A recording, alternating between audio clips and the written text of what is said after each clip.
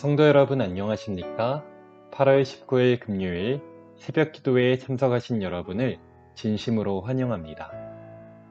마태복음 9장 16절로 17절 말씀을 보겠습니다. 생배 조각을 낡은 옷에 붙이는 자가 없나니 이는 기운 것이 그 옷을 당기어 헤어짐이 더하게 됨이요 새 포도주를 낡은 가죽 부대에 넣지 아니하나니 그렇게 하면 부대가 터져 포도주도 쏟아지고 부대도 버리게 됨이라. 새 포도주는 새 부대에 넣어야 둘이 다 보전되느니라.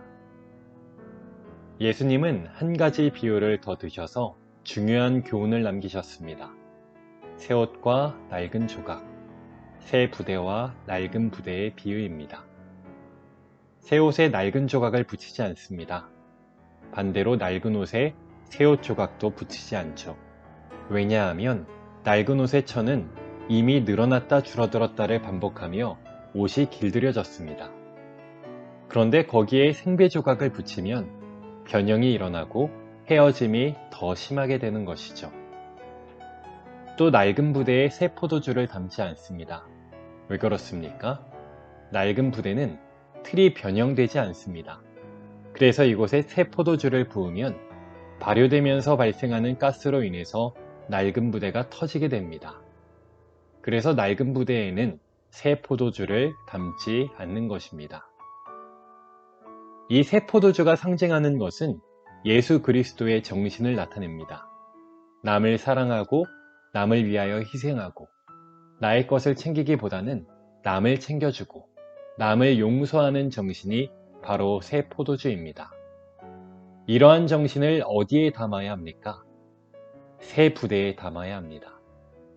헌 부대는 바리새인들과 같은 마음입니다. 자기중심적이고 긍휼함이 없고 사랑하는 마음이 없는 그 정신이 헌 부대입니다. 하나님의 마음과 희생이 우리의 헌 부대에 들어올 수 있을까요? 마태복음 9장 17절에 부대가 터져 포도주도 쏟아지고 부대도 버리게 됨이라고 말씀하십니다. 우리가 예수님의 정신을 소유하지 못한다면, 남을 위하는 정신이 없다면 절대로 예수님의 빛이 우리 속에 거할 수 없는 것이죠. 그러면 우리는 어떻게 해야 할까요? 시편 51편 17절입니다. 하나님께서 구하시는 제사는 상한 심령이라. 하나님이여 상하고 통회하는 마음을 주께서 멸시하지 아니하시리이다. 상하고 통회하는 마음을 달라고 구하는 수밖에는 없습니다. 죄를 깨닫게 해달라고 구하는 것 외에는 다른 방법이 없는 것입니다. 예수께서 레위 마태를 찾아오신 것은 그 속에 상한 심령이 있었기 때문입니다. 예수님을 발견한 베드로는 주여 나를 떠나소서 나는 죄인이로소이다 하고 부르짖었습니다. 우리가 그렇게 구하게 될 때 주님은 우리를 새 포도주를 담을 수 있는 새 부대로 만들어 주실 것입니다. 예수님은 당시 일반적인 상식으로 유대인들의 낡은 전통을 꼬집으시고 예수님이 소개하시는 새로운 생명의 복음을 설명하셨습니다. 유대인들의 낡고 형식화된 정통적 가르침에는 이미 생명력이 없었기 때문에 새로운 생명력을 가진 복음의 능력과 조화를 이룰 수 없었습니다. 유대인들이 주님이 주시는 생명의 복음을 받아들이려면 자아가 죽고 새 마음으로 재창조함을 받아야 했습니다. 그런데 그들은 자아가 깨지기 싫은 것입니다. 터지기가 싫은 것입니다. 그 모양을 그대로 간직하고 살고 싶어서 그리스도의 복음을 끝내 받아들이지 않았습니다. 오늘 우리도 복음을 받아들이기 위해서는 철저하게 자아가 깨지는 경험을 해야 합니다. 시대의 소망 280쪽입니다. 그리스도의 시대와 같이 오늘날도 그러하다. 바리새인들은 그들의 영적 결핍을 알지 못한다. 내가 말하기를 나는 부자라. 부유하여도 부족한 것이 없다 하나 네 곤고한 것과 가련한 것과 눈먼 것과 벌거벗은 것을 알지 못하는도다.